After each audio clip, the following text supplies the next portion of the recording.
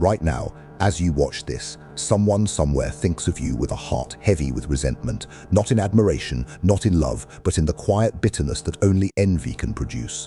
Your very existence reminds them of what they lack, and that truth burns deeper than words. Envy is the most silent of poisons, far more dangerous than hatred or anger. It doesn't shout, nor does it vanish after a burst of rage. Instead, it lingers like smoke in the air, hidden behind polite smiles and empty compliments.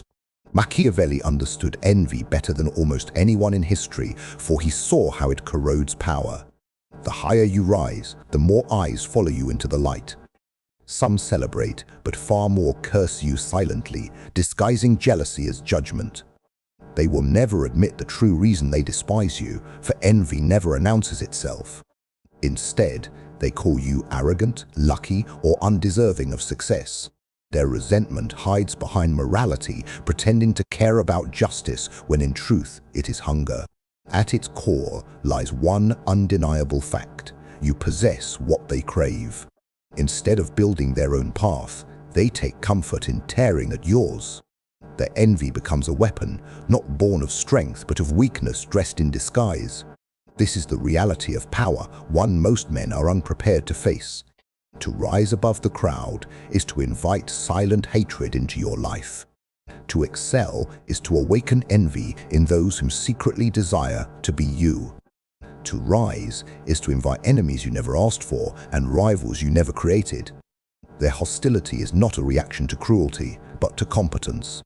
It is not your sins that provoke them, but your success. This is why envy is venomous, because it punishes you not for your failures, but for your victories. It hunts the man who dares to stand tall, sparing the one who hides among the crowd.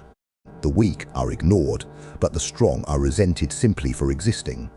Machiavelli wrote that a prince should never be naive about human nature.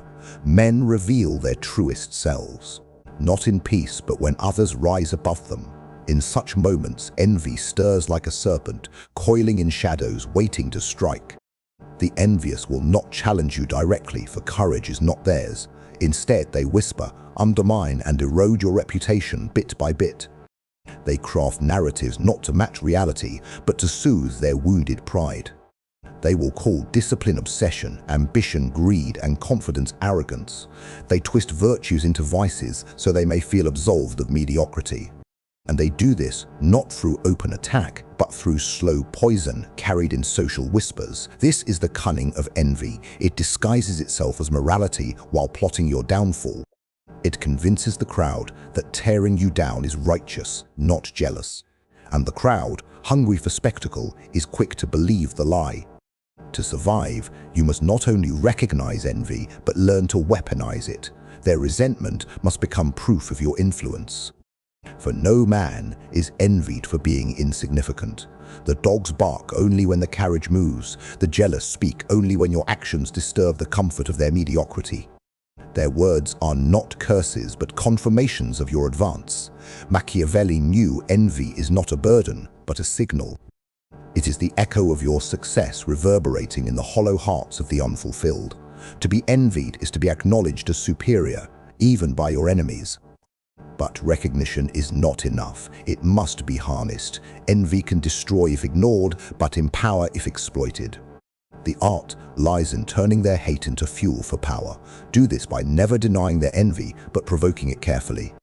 Show just enough strength to ignite their jealousy, but not enough to unite them.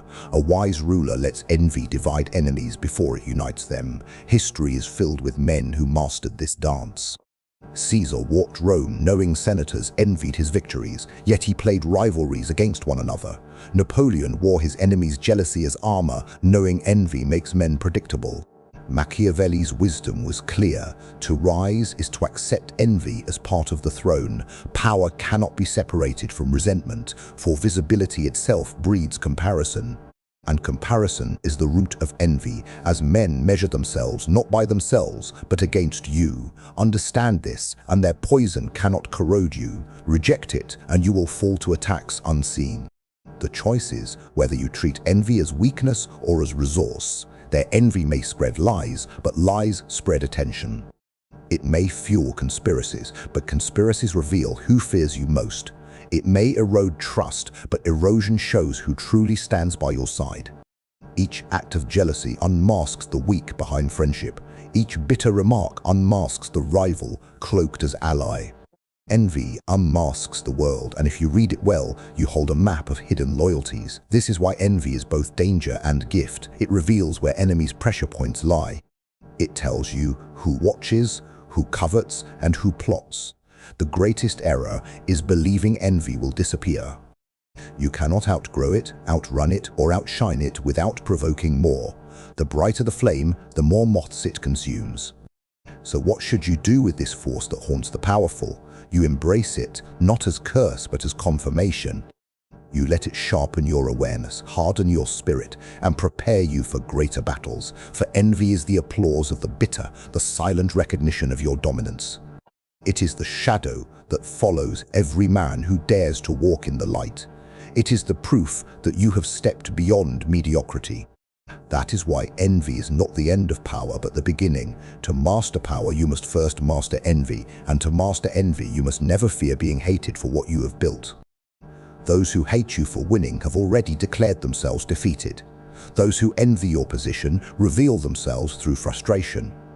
Those who cloak jealousy as morality will choke on their own deception. This is the first law of envy. Envy is not just a silent poison, it is also a mirror. It reflects the deepest insecurities of those around you, showing what they cannot face within themselves. When someone envies you, they reveal not your weakness, but the depth of their own wounds. This is why Machiavelli urged rulers to study envy as carefully as loyalty. Loyalty shows who stands with you, but envy exposes who longs to replace you in silence. It becomes a radar for ambition, a signal of hidden hunger, and a map of betrayal. To ignore envy is to be blind to the forces shaping human interaction beneath the surface. The courtier who flatters you the loudest may quietly resent you the most.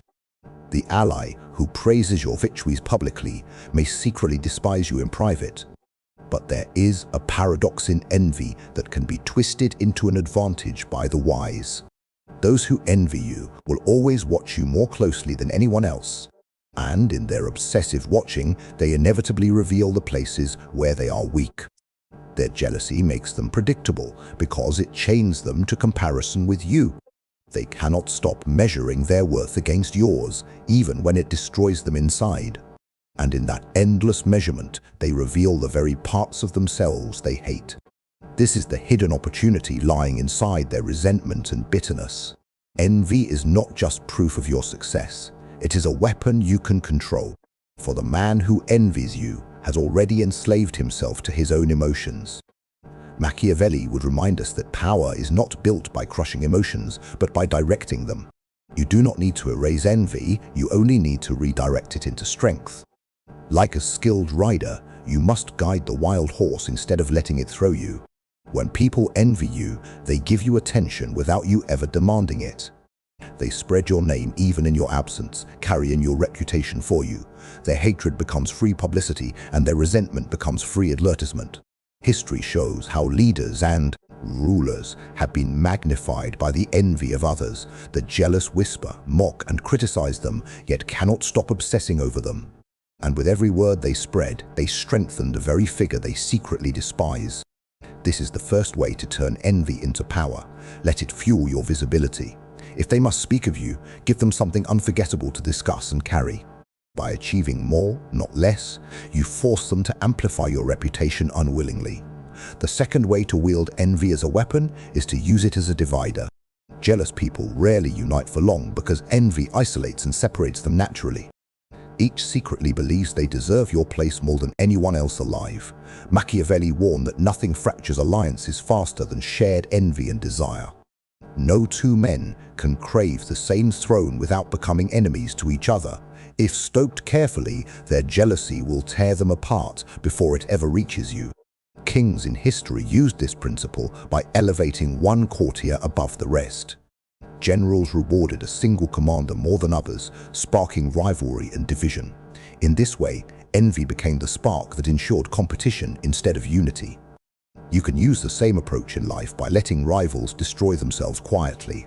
Allow envy to fester among those who already crave what you have gained. A single spark of jealousy can consume entire alliances, leaving you untouched at the center. The third way to turn envy into power is purely psychological and deeply strategic. When you know someone envies you, you immediately hold leverage over them. Their emotions betray them, and that betrayal makes them vulnerable to control. If you want to dominate an envious man, you do not attack him directly. Instead, you offer subtle recognition, crumbs of attention, and praise to feed his pride. This keeps him hungry, dependent, and never truly independent from your shadow. Machiavelli advised princes to appear generous with recognition yet guard real power. By flattering the envious, you disarm their resentment while deepening their attachment. Their desperate hunger to be acknowledged exposes just how weak they truly are. But envy cannot be eliminated. It can only be redirected into useful channels. You cannot cure jealousy because it is woven into the very nature of mankind. The desire to possess what another man has is eternal and unshakable. The wise man therefore never seeks universal love or constant admiration. He accepts that envy and admiration are bound together like two sides of a coin. He learns to walk calmly through resentment instead of fleeing from it in fear. For what does it mean when people envy you in silence or in whispers? It means you are doing something they cannot achieve or replicate themselves. It means you stand where they cannot reach, and that truth terrifies them completely. Their envy confirms your position far more than their shallow words of love. Love is often temporary, given freely, and withdrawn just as easily in time. But envy is earned deeply, paid in the silence of those who cannot surpass you. This is why you should never lower yourself just to ease the jealousy of others. Do not dim your light to soothe their eyes, for the darkness offers no reward. Instead, rise higher, shine brighter, and let envy prove your fire burns strong. In this way, envy transforms into fuel for your ambition rather than a chain. It reminds you that success is not measured only by applause and praise. It is measured also by the bitterness you awaken in those who cannot match you. Machiavelli observed that men would rather harm someone than let him rise. This truth is eternal, which is why envy will always follow the ambitious. The wise man does not fear this, but prepares for it and profits from it. Every word of gossip, every insult, and every jealous glance is energy for you. They waste their strength hating while you conserve yours for building further. Their resentment consumes them endlessly, while your power multiplies silently. To truly master envy, you must also master your own inner emotions. If you react to every insult, you show weakness and invite further provocation. But indifference transforms their hatred into humiliation that burns them instead of you. Nothing enrages the envious more than your calmness in the face of provocation. When they fail to disturb you, their resentment turns inward and devours them. In desperation, they make mistakes that expose their true intentions for all to see. Thus, the mastery of envy is both an external strategy and an internal discipline. You must harden your mind so jealousy cannot pierce your composure at all. Let their bitterness wash over you like waves striking stone, leaving you untouched. In the end, envy is not your enemy, but your greatest form of confirmation. It proves you are on the right path, that your rise cannot be ignored. It shows you stand in the light, and that the crowd is trapped in shadow. This is how Machiavelli would want envy to be seen and understood, not as a curse, but as a compass pointing directly toward greater power. It shows you matter, it shifts the balance, and it marks you as significant. So let them envy you, whisper about you, and scheme in their resentment. Their plotting only strengthens your legend and magnifies your reputation. Every bitter heart becomes another voice declaring you are untouchable. Envy is not only a force that surrounds the powerful, it is also a weapon waiting to be sharpened. The same poison that corrodes friendships and alliances can be poured into the hands of a master strategist.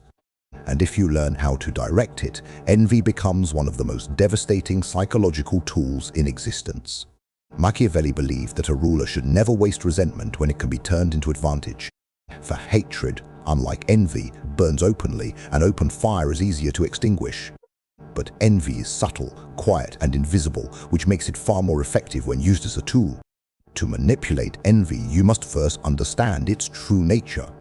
It does not come from hatred of you as a person, but from longing for what you represent. The envious do not truly despise you. They despise the reminder that they have failed where you succeeded. This truth gives you enormous power because you can shape how they interpret their own inadequacy. You can direct their envy into rivalry, into dependency, or into submission. But the key is always control, for envy without direction is chaos, and envy directed with precision is power. The first strategy is to use envy to control perception.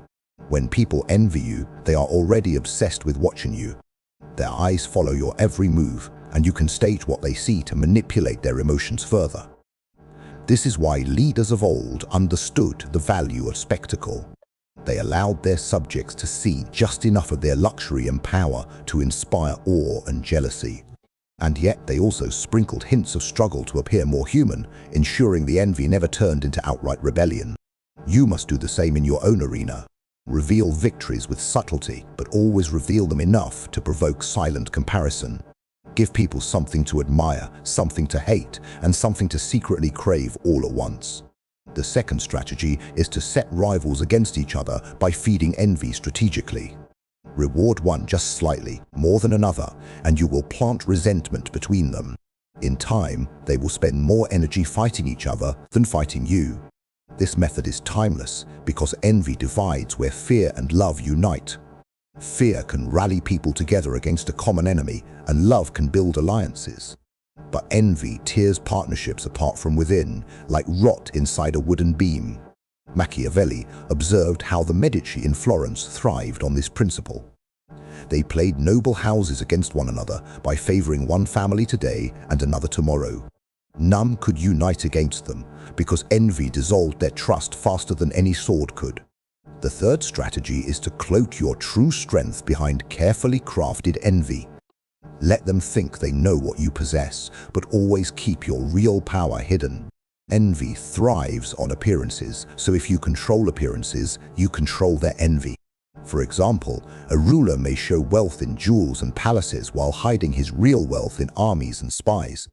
The nobles envy the jewels, but do not suspect the hidden steel. When their envy erupts, they attack the symbol, but never the substance, and by then, it is too late.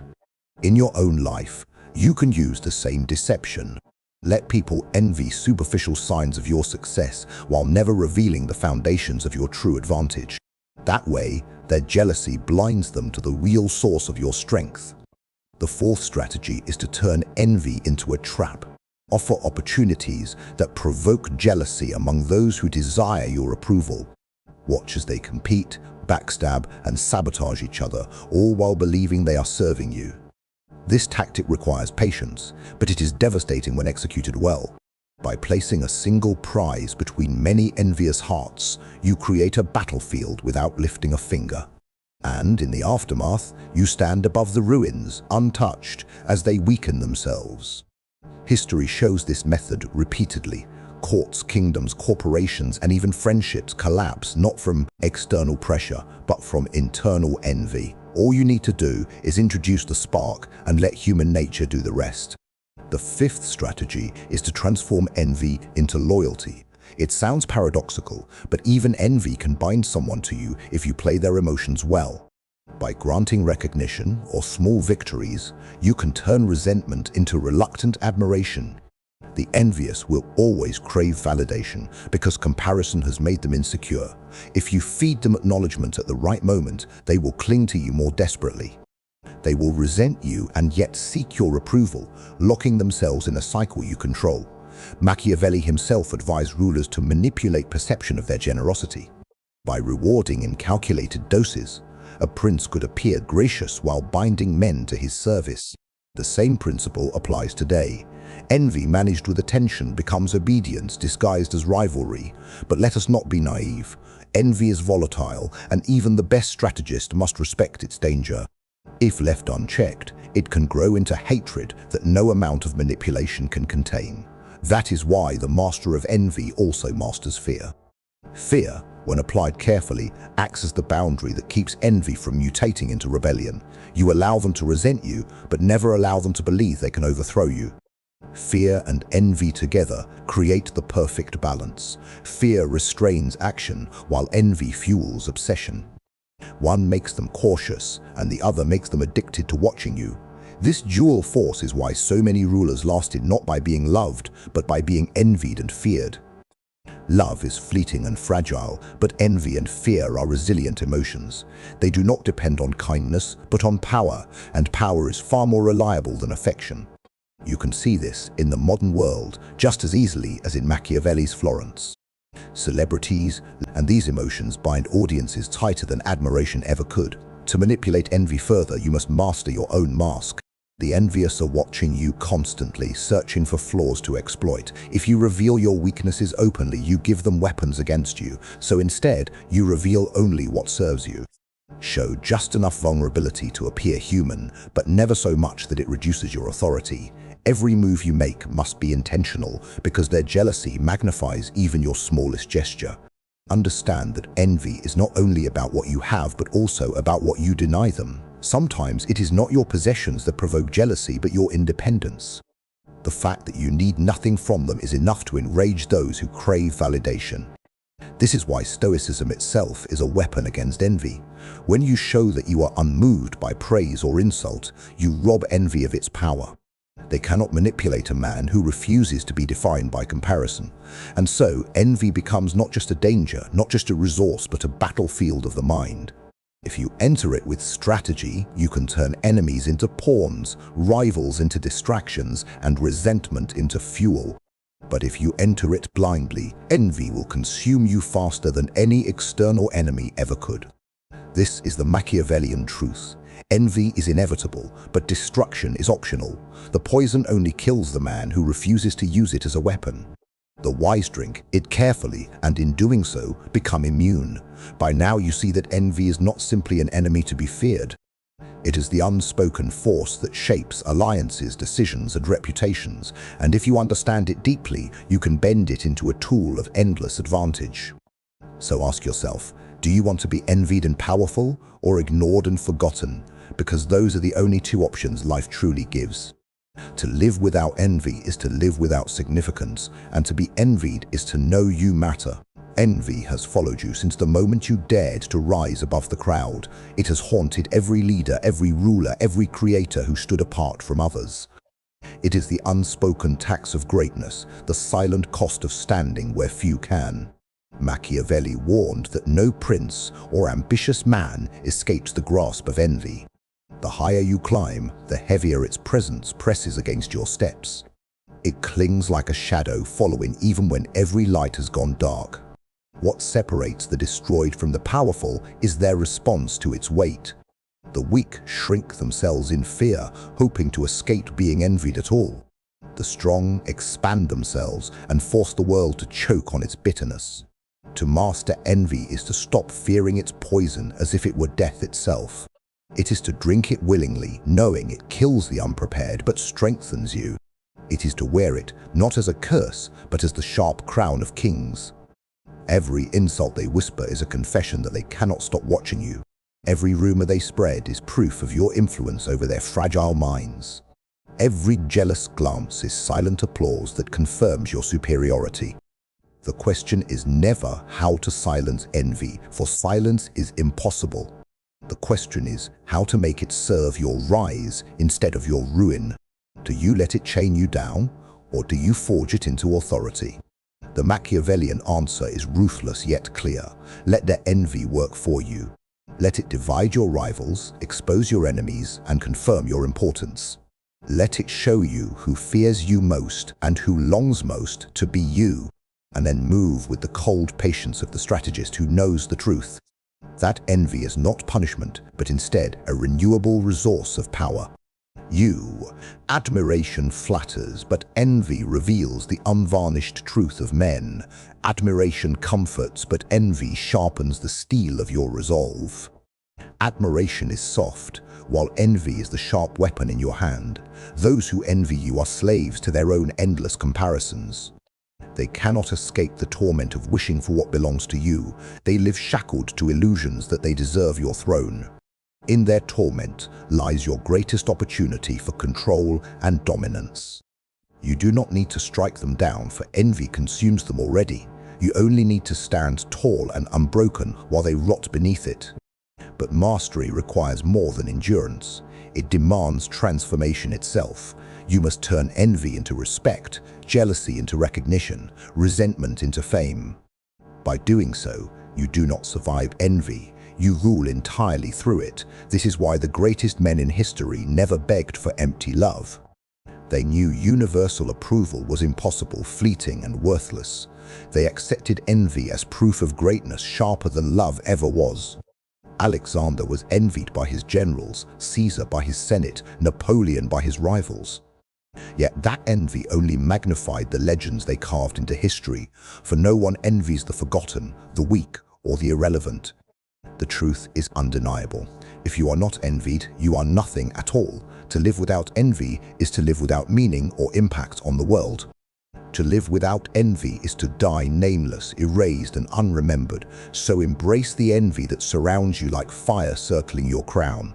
Let it remind you that you are alive, feared, and dangerously significant.